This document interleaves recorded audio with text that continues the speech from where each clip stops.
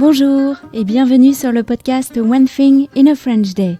Aujourd'hui, lundi 2 novembre 2020, cet épisode, le numéro 1913, s'intitule « Commencer le reconfinement dans le Jura ». J'espère que vous allez bien et que vous êtes de bonne humeur. Je m'appelle Laetitia, je suis française, j'habite près de Paris et je vous raconte au travers de ce podcast un petit bout de ma journée. Abonnez-vous pour recevoir le texte du podcast ou plus, comme les notes culturelles, les tournures de phrases utiles ou les photos sur onethinginafrenchday.com. Vous pouvez m'envoyer des messages par Facebook, Instagram ou encore par email à frenchday@gmail.com. Commencer le reconfinement dans le Jura. Vendredi matin, nous nous sommes donc réveillés confinés dans le Jura. C'était étrange cette idée de commencer le confinement en dehors de chez soi, comme si cela ouvrait des possibilités imprévues. Les filles ont pu terminer leur stage d'équitation grâce à une dérogation. C'était imprévu et ce fut une belle surprise.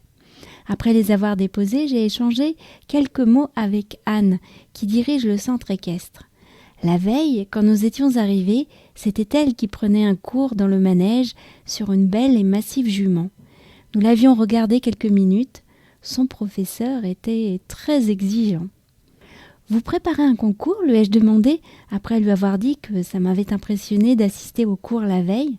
« Non, mais je continue de me former pour progresser. C'est important, je trouve. » Cela fait partie des petites leçons que je vais garder en mémoire avec celle d'Antoine Lescombe qui relit ses notes sur le Stradivarius d'Oxford. En rentrant d'avoir accompagné les filles, Pietro et moi sommes passés acheter du fromage à la fruitière de Clairvaux. Nous avons acheté du comté, de la tome à l'ail, du mousseron du Jura et quelques plaques de beurre cru. Tout le monde avait l'air tranquille. Nous sommes rentrés au gîte et nous sommes ressortis pour nous promener. Pietro a généré une attestation sur son téléphone et nous avons pris la route des Forges, celle qui relie Vertembault à Clairvaux en longeant le Drouvenant. Nous avons dû marcher une boucle de 4 km. On s'est repéré grâce à la carte IGN achetée cet été. Nous avons fait une pause en haut d'une colline rocailleuse pour s'asseoir au soleil. En rentrant à la maison, Michaela nous a dit que c'était sa meilleure journée de confinement. J'ai repensé à notre pause au soleil et j'ai pensé que pour moi aussi. One Thing in a French Day, c'est fini pour aujourd'hui. Je vous retrouve mercredi pour un nouvel épisode du podcast. À bientôt. Au revoir.